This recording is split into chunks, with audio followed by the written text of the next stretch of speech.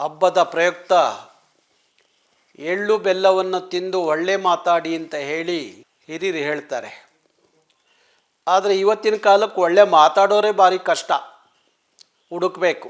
ಈಗೊಂದು ದೊಡ್ಡ ಚರ್ಚೆ ಸೋಷಿಯಲ್ ಮೀಡಿಯಾದಲ್ಲಿ ನಡೀತಾ ಇದೆ. ಬಿಗ್ ಬಾಸ್ ಈ ಬಿಗ್ ಬಾಸ್ ಇದೇನು ಪಾಕಿಸ್ತಾನ ಇಂಡಿಯಾದ ಬಾರ್ಡ್ರ್ ಅಲ್ಲ. ಅಲ್ಲಿ ಹೋಗಿರೋರು ಅಲ್ಲಿ ಏನೋ ಗಡಿಯಲ್ಲಿ ನಿಂತು ಯುದ್ಧ ಮಾಡಿ ಗೆದ್ದು ಬರೋರೇನಲ್ಲ. ಅದು ಕಲರ್ಸ್ ಕನ್ನಡ ಅನ್ನುವ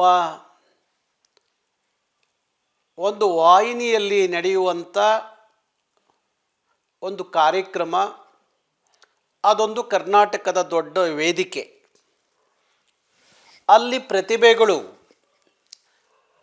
ತನ್ನ ಪ್ರತಿಭೆಯನ್ನು ವ್ಯಕ್ತಪಡಿಸಲಿಕ್ಕೆ ಅಲ್ಲಿ ಹೋಗ್ತಾರೆ. ಆ ಪ್ರತಿಭೆಗಳು ತನ್ನ ಪ್ರತಿಭೆ ನಾಡಿನ ಜನರಿಗೆ ತಲುಪಲಿ ಅನ್ನೋ ಕಾರಣಕ್ಕೋಸ್ಕರ, ಇಲ್ಲ ರಾಷ್ಟ್ರದ ಜನಕ್ಕೆ ತಲುಪಲಿ ಅನ್ನೋ ಕಾರಣಕ್ಕೋಸ್ಕರ ಆ ಬಿಗ್ ಬಾಸಲ್ಲಿ ಕೆಲವರಷ್ಟೇ ಆಯ್ಕೆಯಾಗಿ ಹೋಗ್ತಾರೆ. ಹೋದಂಥ ಪ್ರತಿಭೆಗಳನ್ನು ಅನೇಕರು ಬೆಂಬಲಿಸ್ತಾರೆ, ಅವ್ರನ್ನ ಬೆಂಬಲಿಸ್ತಾರೆ. ಅವರ ನಡವಳಿಕೆಯಿಂದ ಇರ್ಬೋದು, ಅವ್ರು ಆಡುವ ಟಾಸ್ಕ್ಗಳಿಂದ ಇರ್ಬೋದು, ಇಲ್ಲ ಅವ್ರು ಕೊಡುವಂಥ ಸಾಂಸ್ಕೃತಿಕ ಹಿನ್ನೆಲೆಯಿಂದ ಇರ್ಬೋದು. ಒಟ್ಟಾರೆ ಯಾವುದೋ ಮೆಚ್ಚುಗೆಯಾಗಿದ್ದನ್ನ ಅವ್ರ ಪರವಾಗಿ ವ್ಯಕ್ತಪಡಿಸೋದು ಸಹಜ. ಪ್ರಜಾಪ್ರಭುತ್ವದ ವ್ಯವಸ್ಥೆಯಲ್ಲಿ ಎಲ್ಲರಿಗೂ ಅದರ ಹಕ್ಕು ಎಲ್ಲರಿಗೂ ಇರುತ್ತೆ. ಆ ಪ್ರಜಾಪ್ರಭುತ್ವ ವ್ಯವಸ್ಥೆಯಲ್ಲಿ ನಾವು ಒಬ್ಬರನ್ನ ಇಷ್ಟಪಡ್ತೀವಿ, ಅವ್ರನ್ನ ಬೆಂಬಲಿಸ್ತೀವಿ ಎನ್ನುವಾಗ ಇನ್ನೊಬ್ಬರನ್ನ ವಿರೋಧ ಮಾಡಬೇಕು, ಇನ್ನೊಬ್ಬರನ್ನ ಟೀಕಿಸಬೇಕು, ಇನ್ನೊಬ್ಬರನ್ನ ಅವಹೇಳನಕಾರಿ ಮಾತುಗಳಿಂದ ಅವ್ರನ್ನ ಕುಗ್ಗಿಸಬೇಕು. ಇಂಥ ಪ್ರವೃತ್ತಿ, ಇಂಥ ಮೂರ್ಖರ ಪರಮಾವಧಿಗೆ ಒಂದು ಕೊನೆ ಅನ್ನೋದು ಇರುತ್ತೆ. ಈ ದೇಶದ ಕಾನೂನು ಭಾರಿ ಸ್ಟ್ರಾಂಗ್ ಆಗಿದೆ, ಭಾರಿ ಗಟ್ಟಿಯಾಗಿದೆ. ಇಲ್ಲಿ ಯಾರನ್ನೋ ಹೊಗಳುವ ಮುಖಾಂತರ ಯಾರನ್ನೋ ಹೀಯಾಳಿಸೋದು, ಟೀಕಿಸೋದು ಅದು ಯಾರಿಗೂ ಕೊಟ್ಟಂಥ, ಈ ದೇಶದ ಸಂವಿಧಾನ ಕೊಟ್ಟಂಥ ಹಕ್ಕಲ್ಲ. ಪ್ರಜಾಪ್ರಭುತ್ವದಲ್ಲಿ ಟೀಕೆ ಮಾಡಬಹುದು, ಆದರೆ ಆ ಟೀಕೆ ಆರೋಗ್ಯಕರವಾಗಿ ಇರಬೇಕು.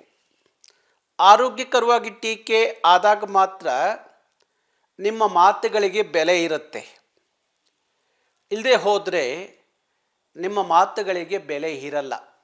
ಬಿಗ್ ಬಾಸಲ್ಲಿ ಆಡುವ ಪ್ರತಿಭೆಗಳೆಲ್ಲರೂ ಕನ್ನಡಿಗರು, ಕನ್ನಡ ನಾಡಿನ ಮಕ್ಕಳು, ಅದರಲ್ಲಿ ಬೇರೆ ಮಾತಿಲ್ಲ. ಅವರೆಲ್ಲರೂ ಗೆದ್ದು ಬರಲಿ, ಅವರೆಲ್ಲರೂ ಕನ್ನಡಿಗರೇ ಅನ್ನುವ ಪ್ರೀತಿ, ಅಭಿಮಾನ, ಕಾಳಜಿ ಈಗ ಬಿಗ್ ಬಾಸ್ ಪ್ರಾರಂಭ ಆದಾಗ ಹುಟ್ಕೊಂಡಿದ್ದಲ್ಲ. ನನಗೆ 42 ವರ್ಷಗಳ ಹಿಂದೆ 18 ವರ್ಷದಲ್ಲಿ ಈ ಚಳುವಳಿಗೆ ಬಂದಲ್ಲ. ಆ ಚಳುವಳಿಗೆ ಬರೋಕ್ಕೆ ಕಾರಣವೇ ಕನ್ನಡ, ಕನ್ನಡಿಗ, ಕರ್ನಾಟಕ ಅನ್ನುವ ನಾಡ ಪ್ರೀತಿಯ, ನಾಡಿಗರ ಪ್ರೀತಿಯ, ಭಾಷೆಯ ಪ್ರೀತಿಯ ಆಧಾರದ ಮೇಲೆ ನಾನು 18 ವರ್ಷಕ್ಕೆ ಚಳುವಳಿಗೆ ಬಂದವರು. ಕೆಲವರಿಗೆ ನನಗಾಗಿರುವ ಸರ್ವಿಸ್ ಇದೆಯಲ್ಲ, ಕೆಲವರು ವಯಸ್ಸಲ್ಲ, ಅದು ನನ್ನ ಸರ್ವಿಸ್ ಇದೆಯಲ್ಲ, ಕೆಲವರ ಅದು ವಯಸ್ಸಲ್ಲ. ಅಂಥ ನಾಯಿ ನರಿಗಳೆಲ್ಲ ನಾರಾಯಣಗೌಡ್ರ ಬಗ್ಗೆ ಮಾತಾಡೋದು, ಇಲ್ಲ ಕರ್ನಾಟಕ ರಕ್ಷಣಾ ವೇದಿಕೆಯನ್ನು ಟೀಕೆ ಮಾಡೋದು, ಏನೋ ಖಾರ ಉಪ್ಪು ಹಾಕಿ ಅದನ್ನು ಇನ್ನೊಂದಿಷ್ಟೇನೋ ಬಿಂಬಿಸೋದು, ಇದೆಲ್ಲ ಈ ಮೂರ್ಖರ ಪರಮಾವಧಿಗೆ ನನ್ನ ಹತ್ರ ಉತ್ತರ ಇದೆ. ಅದು ಕಾನೂನಿನ ಮೂಲಕವೂ ಉತ್ತರ ಇದೆ. ಅದನ್ನು ಮೀರಿರೆ ಬೇರೆ ರೀತಿಯ ಉತ್ತರವೂ ಕೊಡಲಿಕ್ಕೆ ನಮ್ಮ ಹತ್ರ ಇದೆ. ಯಾವ್ಯಾವ ದೇವರಿಗೆ ಯಾವ್ಯಾವ ಪೂಜೆ ಮಾಡಿದ್ರೆ ತೃಪ್ತಿಯಾಗುತ್ತೋ ಆ ಪೂಜೆಗಳೆಲ್ಲವೂ ನಮಗೆ ಗೊತ್ತಿರೋದೆ 40 ವರ್ಷಗಳ ಅವಧಿಯಲ್ಲಿ. ನಾವು ಯಾರಿಗೂ ಎದುರಿಲ್ಲ, ಇಂಥ ಟೀಕೆಗಳಿಗೆಲ್ಲ ಸೊಪ್ಪಾಕಿಲ್ಲ, ಇಂಥ ಟೀಕೆಗಳಿಗೆ ಹಂಚಿಲ್ಲ, ಅಳುಕಿಲ್ಲ. 40 ವರ್ಷಗಳ ಕಾಲ ಇದನ್ನೆಲ್ಲ ನೋಡಿಕೊಂಡೇ ಬಂದಿದ್ದೀವಿ. ಇವರು ಯಾರೂ ತಮಿಳರನ್ನ ಟೀಕೆ ಮಾಡಲ್ಲ, ತೆಲುಗರನ್ನ ಟೀಕೆ ಮಾಡಲ್ಲ, ಮಾರ್ವಾಡಿಗಳನ್ನ ಟೀಕೆ ಮಾಡಲ್ಲ, ಗುಜರಾತಿಗಳನ್ನ ಟೀಕೆ ಮಾಡಲ್ಲ. ಇವರು ಟೀಕೆ ಮಾಡೋದು ಯಾರು? ಬೆಳಗ್ಗೆ ಆದರೆ ಸಾಯಂಕಾಲ ಆದರೆ ನನ್ನ ನಾಡು, ನನ್ನ ನುಡಿ, ನನ್ನ ಜನ, ನನ್ನ ಭಾಷೆ, ನನ್ನ ಸಂಸ್ಕೃತಿ ಅನ್ನೋರನ್ನ ಇವರು ಟೀಕೆ ಮಾಡ್ತವೆ. ಇವು ಕನ್ನಡದವು ಅಂತ ಹೇಳ್ಕೊತಾವೆ. ಇವರು ಇವರ ವಿಚಾರಗಳನ್ನು ಏನಾದರೂ ಗಮನಿಸಿರೆ, ಇವರು ಬ್ಯಾಕ್ಗ್ರೌಂಡ್ ಏನು ಅಂತ ಏನಾದ್ರು ತಿಳ್ಕೊಂಡ್ರೆ, ನೀವು ನೋಡಿದ್ದೀನಿ ನಾನು, ಇವರೆಲ್ಲ ಇದಾರಲ್ಲ, ಇವ್ರ ಬ್ಯಾಕ್ಗ್ರೌಂಡ್ ತಿಳ್ಕೊಂಡಿದ್ದೀನಿ ನಾನು. ದೊಡ್ಡ ಕ್ರಿಮಿನಲ್ಗಳು ಇವರು. ಯಾರಿಗೂ ವಂಚನೆ, ಮೋಸ, ಇನ್ನೇನೋ ಮಾಡೋಕ್ಕೋಗಿ ತಗ್ಲಾಕೊಂಡು 10 ಪೊಲೀಸ್ ಸ್ಟೇಷನ್ಗಳಲ್ಲಿ ಇವ್ರ ಮೇಲೆ ಕ್ರಿಮಿನಲ್ ಮೊಕದ್ದಮೆಗಳು, ಈ ಥರ ವ್ಯಕ್ತಿತ್ವ ಇಟ್ಕೊಂಡಿರೋರು ಸಮಾಜಕ್ಕೆ ಏನು ಸಂದೇಶ ಕೊಡಬಲ್ಲರು? ಇವರು ಏನು ಸಂದೇಶ ಕೊಡಬಲ್ಲರು? ನನ್ನ 40 ವರ್ಷದ ಹೋರಾಟದಲ್ಲಿ ನನ್ನ ಸ್ವಂತ ವಿಚಾರಕ್ಕಾಗಿ ನಾನು ಒಂದು ಪೊಲೀಸ್ ಸ್ಟೇಷನ್ ಮೆಟ್ಲ ಹತ್ತಿಲ್ಲ. ಆದರೆ ಈ ಟೀಕೆ ಮಾಡೋರು ಇದ್ದಾರಲ್ಲ, ಇವರು ಸೋಷಿಯಲ್ ಮೀಡಿಯಾ, ಅದು ಯಾವನು ಕೊಟ್ಬಿಟ್ನೋ ಇವರಿಗೆ ಹಕ್ಕು ಗೊತ್ತಿಲ್ಲ.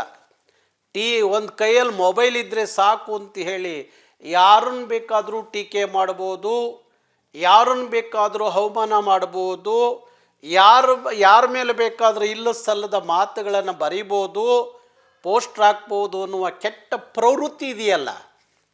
ಇಂಥ ಪಾತಕಿಗಳಿದಾರಲ್ಲ, ಇಂಥ ಪಾತಕಿಗಳನ್ನ ಕಾನೂನಿನ ಒಳಗಡೆ ಸರಿಯಾಗಿ ರಿಪೇರಿ ಮಾಡದೆ ಹೋದರೆ ನಾಳೆ ಭಾರಿ ಒಳ್ಳೆಯ ಜನರು ಬದುಕೋದೇ ಕಷ್ಟ ಆಗುತ್ತೆ. ಒಳ್ಳೆಯ ವಿಚಾರವಂತರು ಬದುಕೋದು ಕಷ್ಟ ಆಗುತ್ತೆ. ಒಳ್ಳೆಯ ಸಮಾಜ ಚಿಂತಕರು ಬದುಕೋದು ಕಷ್ಟ ಆಗುತ್ತೆ. ಒಳ್ಳೆಯ ಸಂಸ್ಕೃತಿ ಆಚಾರ ವಿಚಾರ ಇರೋರು ಬದುಕೋದು ಕಷ್ಟ ಆಗುತ್ತೆ. ಯಾಕೆಂದರೆ ಇವರು 100 ಸುಳ್ಳು ಹೇಳಿ 1 ನಿಜ ಮಾಡಲಿಕ್ಕೆ ಹೊರಡುವಂಥ ಪರಮ ಮೂರ್ಖರು ಇವರು.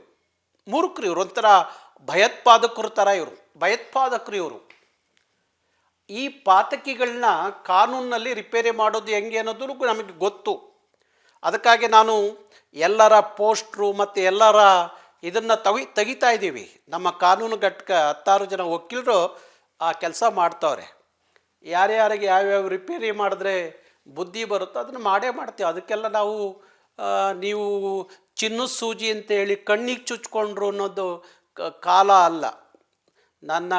ನನ್ನ ಭಾಷೆ, ನನ್ನ ಸಂಸ್ಕೃತಿ, ನನ್ನ ನಾಡು, ನನ್ನ ನುಡಿ, ನನ್ನ ಜನ, ಯಾರು ನನಗೆ ಪಾಠ ಹೇಳೋದು ಬೇಕಾಗಿಲ್ಲ. ನನಗೆ 40 ರಕ್ತದಲ್ಲೇ ಬಂದ್ಬಿಟ್ಟಿದೆ ಅದು. ಕನ್ನಡ, ಕರ್ನಾಟಕ, ಕನ್ನಡಿಗ ಅನ್ನೋದು ಯಾರಿಂದ ಪಾಠ ಕಲಿಯೋ ಅಗತ್ಯ ಇಲ್ಲ.